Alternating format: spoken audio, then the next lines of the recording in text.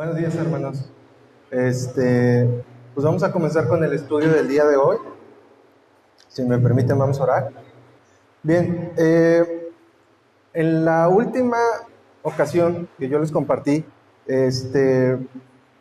ocupé mucho tiempo en explicar el panorama que teníamos con estadísticas, con números duros, para que ustedes pudieran ver la problemática que tenemos en la iglesia.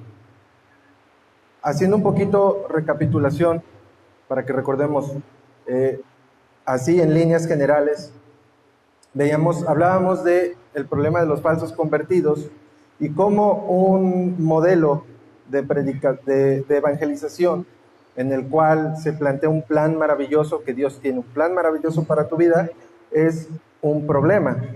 En la Biblia, Jesús advirtió que no todos los que oyen el Evangelio llegan a ser verdaderos discípulos.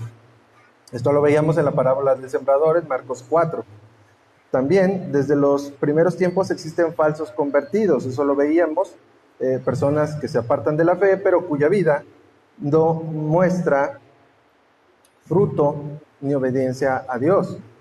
Las estadísticas actuales muestran que gran parte de quienes se identifican como cristianos aprueban prácticas contrarias a la Biblia y viven igual que el mundo, lo que indica una fe superficial o sin arrepentimiento genuino.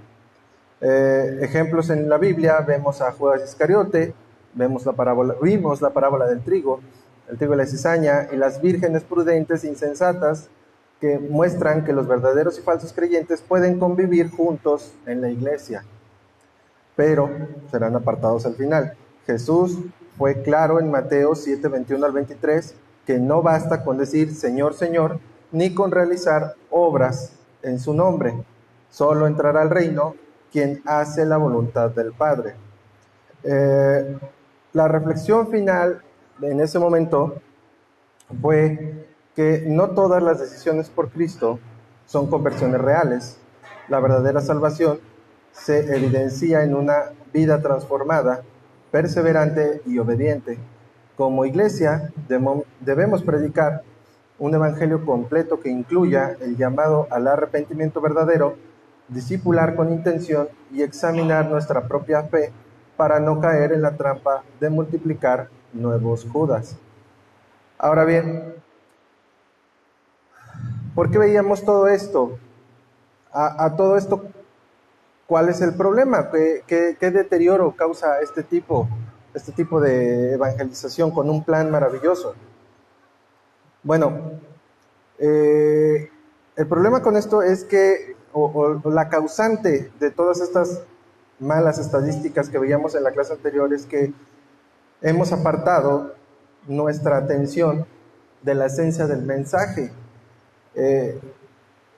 Dejamos de predicar las buenas nuevas, dejamos de decir que los pecadores pueden ser hechos justos en Cristo y así escapar de la ira venidera.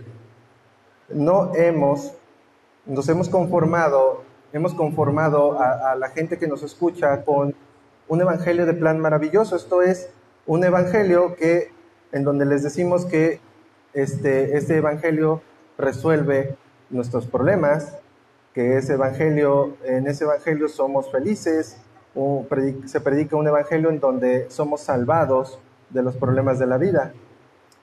Pero al final del día, estas iglesias crecen y atraen a muchas personas. Eso es una realidad. Las iglesias que predican ese tipo de evangelio son normalmente bastante numerosas. Entonces, podríamos decir, de repente alguien podría pensar, bueno, este tipo de resultado numeroso ¿justifica el método que se está empleando? La respuesta es que no. No hay justificación para emplear un método como el que les describía yo en la clase pasada. Y para ejemplificarlo, vamos a tomar la analogía del paracaídas. Tenemos dos escenarios. En el escenario 1 está un paracaídas que está fabricado diligentemente y de acuerdo a las instrucciones del fabricante. ahí no se toman atajos, se hacen las cosas tal y como vienen en las instrucciones. Ese paracaídas es un paracaídas que tiene un 100% de efectividad, es un paracaídas 100% seguro. Las de 100 veces que tú te arrojes de un avión con ese paracaídas, armado diligentemente, el 100% de las veces tú vas a caer a tierra con total seguridad. Ese es el primer escenario. Pero ahora tenemos un segundo escenario, en donde pues se piensa que podemos hacer un método más rápido y más sencillo. Hacerlo más rápido y hacerlo más fácil, obviamente va a incrementar la producción. Si antes tu capacidad de hacer paracaídas eran de 10, bueno, pues ahora puedes hacer 100 o 200. Es algo mucho más fácil. Se ahorra tiempo, se ahorra esfuerzo, se ahorra mano de trabajo. Pero es que hay un detalle con ese método empleado en el escenario 2, que ese método rápido y fácil, donde se multiplica la producción, donde se ahorra tiempo, también tiene un 90% de fatalidades. Solamente es efectivo en el 10%. Y ya en ese escenario, cualquiera se daría cuenta, o sería muy difícil ignorar, que ese modelo de paracaídas, pues tiene un muy grande problema. Sería difícil ignorar la pasarela de cuerpos que están tirados en el suelo y aún así justificar que tu nuevo modelo de paracaídas es más efectivo. No es posible. Sencillamente no podrías justificarlo de ningún modo. Bueno, pues el método de Dios tiene un plan maravilloso para ti, para tu vida. Es fácil, pero también es devastador, ya que tiene consecuencias funestas para la eternidad. Entonces, haciendo un resumen, el plan maravilloso, ¿cuál es el problema con ese plan maravilloso para tu vida? ¿Cuál es el problema de plantear un evangelio con esa aproximación?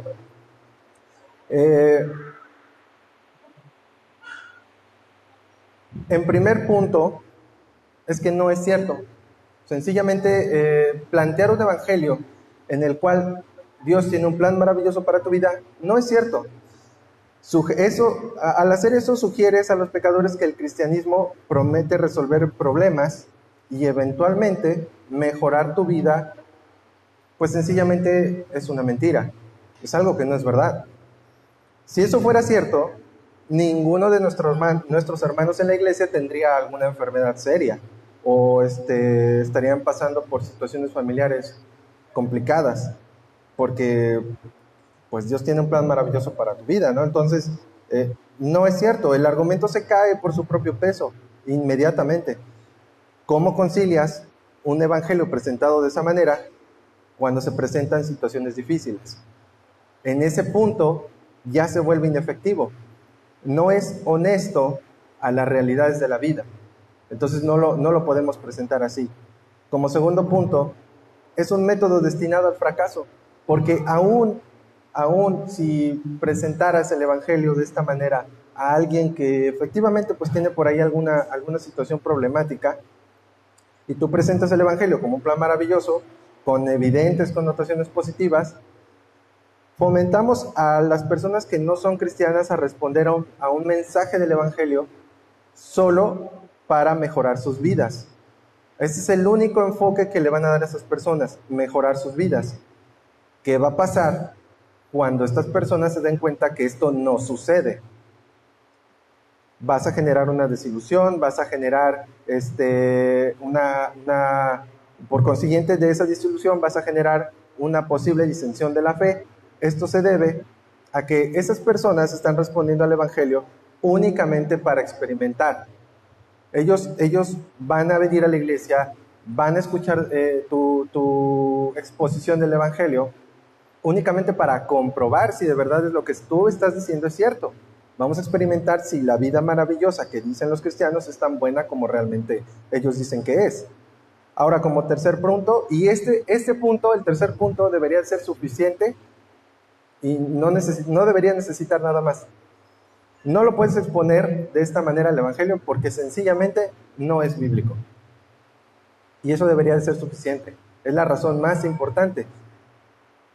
Pudieran ocurrírsele a algunas personas argumentos a favor de la predicación del Evangelio usando ese método, pero si no es bíblico, ¿por qué siquiera debería de considerarse? ¿Por qué no seguir con el patrón que nos da la Escritura, más aún cuando se trata de algo tan importante como la salvación de almas eternas? Como punto extra, pero que va muy ligado a este punto 3, debemos considerar que las personas no cristianas, los perdidos, no relacionan la promesa de un plan maravilloso para tu vida con la eternidad. Ellos, y es razonable su pensamiento, es justo, que ellos piensen en su vida presente. Cuando tú les hablas de que Dios tiene un plan maravilloso para tu vida, ellos están pensando en su vida ahorita, en su vida en este momento, en los problemas, en las situaciones que tienen en este momento. Entonces tú les vas a estar hablando de eternidad, pero a ellos no les interesa la eternidad en este momento. Sin querer, estás exponiendo un mensaje confuso. Tú les estás hablando de una cosa, pero ellos entienden algo diferente. Tal vez tú no lo tengas claro, pero tal vez tú tengas claro el mensaje, tú les estás hablando de un plan maravilloso, pero para la eternidad. Pero es que ellos no lo están relacionando de la misma manera, ellos no lo están entendiendo de la misma forma. Ahora bien, cuando la iglesia declara un mensaje de que Jesús resuelve problemas o creer que Él trae felicidad, estamos limitando el campo de esfuerzo evangelístico. ¿A quiénes los estás limitando? A los infelices y a los que tienen problemas, aquellos que son susceptibles de mostrar ese interés. ¿Ustedes saben qué es una segmentación de mercado? Una segmentación de mercado, por definición, es el proceso de dividir a los consumidores en grupos más pequeños que comparten características o necesidades parecidas para poder ofrecerles productos y mensajes adecuados. Y en esta segmentación del mercado tú estás cayendo, porque tu esfuerzo evangelístico está limitado a un solo campo. Entonces, si tú te encuentras en tu salida a predicar, tú te encuentras a personas que no tienen problemas, que no están pasando por una enfermedad, que no tienen situaciones de salud, que no tienen problemas de dinero, o sea, que no tienen problemas, que ellos están bien. ¿Cómo les predicas? Segmentaste tanto tu mercado, se escucha feo, pero bueno, segmentaste tanto tu mercado que en hacerlo, pues te limitaste completamente, ya no puedes explicar esta parte a alguien que no encaje dentro del perfil al que lo dirigiste. Entonces, a estas personas no les estás dando el mensaje de pecado, justicia y juicio con el mandamiento de arrepentirse y huir de la ira venidera. Más bien, este método les indica que Jesús es la respuesta a sus problemas de alcoholismo, maritales, financieros. Esa es la segmentación que estás haciendo. Ahora, si no hay un arrepentimiento de pecados, porque ojo que en este plan de evangelismo con plan maravilloso, no hay un arrepentimiento de pecados porque no se los dijiste, porque nadie les dijo que tenían que arrepentirse. El día que se conviertan, esa conversión será una conversión falsa.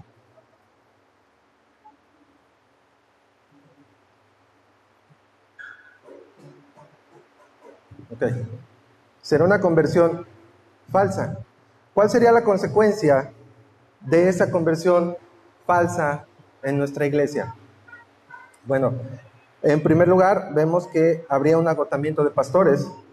Los pastores permanentemente, como son personas que acuden a la iglesia con algunos problemas, pero sin ánimo de arrepentirse de su pecado, los pastores permanentemente van a estar ocupados en consejerías, ya que estas personas son solo oidores, no son hacedores. El segundo problema que se presenta sería una saturación de los obreros. Los miembros, el deber ser de una consejería es que el pastor o el consejero tenga una aproximación primera y posteriormente a una serie de discipulado, de enseñanza, sean los mismos miembros los que tengan cierta mentoría o estén al pendiente de esas personas. Bueno, pues no te va a dar, porque vas a suturar a esos obreros, miembros que están ocupados en labores de consejería o que están ocupados en ministerios, van a tener que estar descuidando sus labores porque tienen que atender a este tipo de personas. Y como tercer punto, estarías obstaculizando la extensión del evangelio, porque son personas que al no ver resultado, como tú se lo planteaste, de una vida maravillosa, de una resolución de problemas financieros, maritales, etcétera, a la hora de salir y predicar, a la hora de salir y compartir, serán piedras de tropiezo para otros incrédulos, porque estas mismas personas perciben que dentro de la iglesia hay hipocresía. Entonces, si no es a este tipo de personas, bueno, no solo a este tipo de personas a quienes deberíamos dirigir el evangelio, entonces ¿a quién se lo tenemos que dirigir? Lucas 4, 18 al 19 dice: el Espíritu del Señor está sobre mí, por cuanto me ha ungido para dar buenas nuevas a los pobres. Me ha enviado a sanar a los quebrantados de corazón, a pregonar libertad a los cautivos y vista a los ciegos, a poner en libertad a los oprimidos, a predicar el año agradable del Señor. Entonces, ¿cómo? Entonces, ¿sí está dirigido a los pobres? ¿Sí está dirigido a los oprimidos?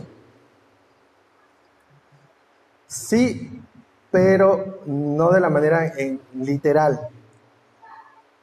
Es el mismo Jesús el que indica a quién va dirigido el evangelio. Sí, es cierto, a los pobres, a los quebrantados de corazón, a los cautivos, a los ciegos, a los oprimidos, pero no pienses que esto valida el enfoque del evangelio del plan maravilloso. No, o sea, lo debemos de entender de la siguiente forma. Cuando habla de pobres, se refiere a los pobres en espíritu. Mateo 5:3 dice: bienaventurados los pobres en espíritu, porque de ellos es el reino de los cielos. Se refiere a este estado de humildad en el que eres consciente de tu bancarrota espiritual. Cuando te encuentras apartado de Dios, es la descripción de aquellos que están agudamente conscientes de su estado de perdición y carencia de esperanza fuera de la gracia divina. A ese tipo de pobreza se refiere. Ahora, cuando habla de los quebrantados de corazón, no se refiere a traiciones amorosas. Salmo 51:17 dice: los sacrificios de Dios son el espíritu quebrantado. Al corazón contrito y humillado no despreciarás tú, oh Dios. El comentario bíblico de Matthew Henry dice al respecto de este versículo, de hecho desde el 16, uno antes: los que están totalmente convencidos de su desgracia y peligro por el pecado no deberían escatimar costo alguno para obtener su remisión, pero como no pueden dar satisfacción por el pecado, Dios no recibe de ellos ninguna satisfacción a menos que les expresen su amor y deber. La buena obra hecha en todo penitente verdadero es un espíritu quebrantado, un corazón contrito y humillado y pesar por el pecado. Este es un corazón tierno y dócil a la palabra de Dios. A ese tipo de quebrantamiento se refiere. Ahora cuando habla de cautivos se refiere a aquellos cautivos del diablo para hacer su voluntad. Segunda de Timoteo 2:26 dice: y escapen del lazo del diablo en que están cautivos a voluntad de él. Cuando habla de los ciegos, se refiere a los que el Dios de este siglo cegó. Segunda de Corintios 4:4 dice: en los cuales el Dios de este siglo cegó el entendimiento de los incrédulos, para que no les resplandezca la luz del evangelio de la gloria de Cristo, el cual es la imagen de Dios. Y por último, cuando habla de oprimidos, se refiere a los oprimidos por el diablo. Hechos 10:38, como Dios ungió con el Espíritu Santo y con poder a Jesús de Nazaret, y como éste anduvo haciendo bienes y sanando a todos los oprimidos por el diablo, porque Dios estaba con él. En otras palabras, así como haciendo un resumen de todos los puntos anteriores, Jesús vino a predicar las buenas nuevas del perdón de Dios a aquellos que reconocen su pobreza espiritual y que están quebrantados por la conciencia de que han pecado contra un Dios santo y justo. El Evangelio entonces no se limita a personas dolidas o con vidas arruinadas y con pesares. Es necesario mostrarle a la gente su estado pecaminoso delante de Dios para que busquen la justicia que es en Cristo. Y cuando tú ocupas, cuando tú haces por mostrar el estado pecaminoso delante de Dios de cada una de las personas, dice la Biblia que todos pecamos. Entonces, ahí no estás segmentando, ahí no estás enfocándote solamente en un tipo de personas. Entonces, ¿qué es lo que tenemos que usar? Lo que tenemos que usar es la ley. ¿Y cuál es el propósito de la ley?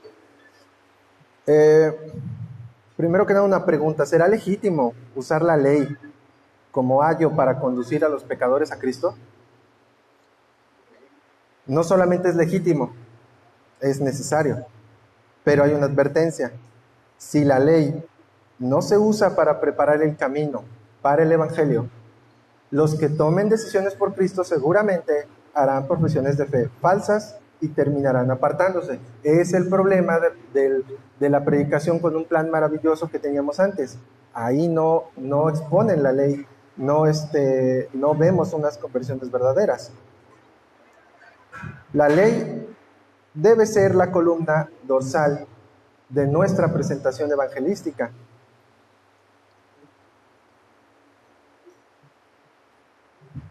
Martín Lutero se refería al respecto de la ley de la siguiente forma: en su verdadera obra y esencia correcta, prepara a un hombre para anhelar y buscar la gracia.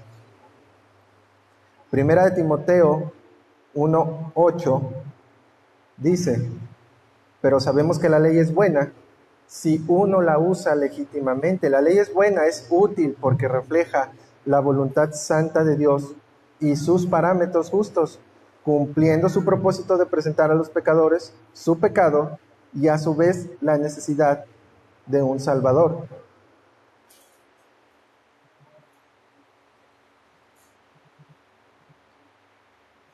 Entonces, ¿para qué fue diseñada la ley de Dios? Eso lo vemos en 1 Timoteo 1:9, el versículo que sigue. Conociendo esto, que la ley no fue dada para el justo, sino para los transgresores y desobedientes, para los impíos y pecadores, para los irreverentes y profanos, para los parricidas y matricidas, para los homicidas, y continúa. Pero aquí, en la parte en la que nos centramos en la inicial, conociendo esto, que la ley no fue dada para el justo, la ley no es para el justo. El diseño principal de la ley no es para los salvos, sino para los inconversos. Fue dada principalmente como una herramienta evangelística.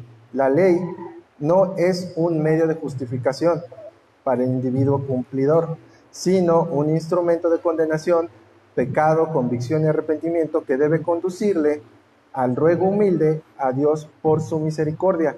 Y aquí me gusta mucho una frase que tiene Moody, que dice: la ley solo puede perseguir a un hombre hasta el Calvario, no más lejos. Al exponerle la ley a alguien que es inconverso, lo expones a su pecado, lo pones delante del espejo y le muestras cómo es que la Biblia dice que está pecando, y lo colocas en un nivel de deuda que no es posible que lo pague. No es posible que lo pague. El pastor Ricardo muchas veces nos ha puesto el ejemplo de, imagina que debes muchísimo dinero en el banco y que te están cobrando, y que de repente llega alguien y paga toda la deuda por ti. Y no solamente lo que debía, sino que hasta dejó de más para que lo que alcances a deber después también alcance y se cubre sin problema. Hasta ahí puede perseguirte la ley, no te puede perseguir más porque Jesús ya pagó por nuestros pecados. Entonces, Si la ley de Moisés no exigiera muerte por el pecado, Jesús no hubiera tenido que morir. Es por eso que en Gálatas 3:13 dice: Cristo nos redimió de la maldición de la ley, hecho por nosotros maldición, porque está escrito: maldito todo el que es colgado en un madero. Y aquí Gálatas 3:13 me llamó mucho la atención que la palabra griega que se traduce como redimió, en ese entonces era usada frecuentemente en la compra de la libertad de un esclavo o en la compra de un deudor, liberar a un deudor. Con la muerte sustitutoria de Cristo se satisface la justicia de Dios y se agotó su ira hacia sus elegidos. Como podríamos verlo de la siguiente manera: Cristo se convirtió en el comprador literal de los creyentes para librarlos de su esclavitud del pecado y la sentencia de muerte eterna. Entonces ya para terminar, hay un uso ilegítimo de la ley. Y debemos tener cuidado con no usar la ley para justificación, ya que eso es un uso ilegítimo. Tenemos que recordar lo siguiente: nadie llegará al cielo intentando guardar los 10 mandamientos, porque sencillamente no se puede. Recordemos que la salvación es por gracia únicamente, por medio de la fe en Cristo. Y aquí cabe una pregunta: ¿quién se puede justificar ante los ojos de Dios si se nos ordena ser perfectos? Porque eso es lo que te demanda la ley. O sea, la exposición de la ley es simple y sencillamente para que las personas observen, se puedan dar cuenta de su pecado. Pero Jesús demanda un grado de perfección. O sea, si quieres cumplir con la ley, debes de ser perfecto. ¿Quién puede justificarse ante los ojos de Dios si se ordena ese grado de perfección? La respuesta es que nadie. Mateo 5:48 dice: sed pues vosotros perfectos, como vuestro Padre que está en los cielos es perfecto. Tenemos ahí un Jesús que fija un estándar que claramente es imposible de alcanzar. Pero ojo, aunque este estándar es imposible de alcanzar, Dios no puede rebajarlo sin comprometer su propia perfección. Y de ahí la maravilla que viene de la verdad del Evangelio. El que sí alcanzó ese estándar de perfección es Cristo. Él sí la alcanzó y la alcanzó en nuestro beneficio. Gálatas 2:16 dice: sabiendo que el hombre no es justificado por las obras de la ley, sino por la fe de Jesucristo, nosotros también hemos creído en Jesucristo para ser justificados por la fe de Cristo y no por las obras de la ley, por cuanto por las obras de la ley nadie será justificado. Entonces, el método de Dios tiene un plan maravilloso para tu vida es infructuoso. Segmenta tu mercado. De inicio te podría parecer que te estás dirigiendo a gente que de verdad lo necesita. Y sí, seguramente sí, pero la aproximación es incorrecta. No estás llevando al pecador a arrepentirse. No le estás mostrando su pecado. Y no le estás diciendo en quién se puede resguardar. Debemos presentar la ley de manera íntegra para que lleguen a un punto en el que sencillamente entiendan que soy tan pobre en espíritu que no puedo cubrir esa deuda con Dios y que por consiguiente necesito de un Salvador. Y ahí es donde el Evangelio brilla.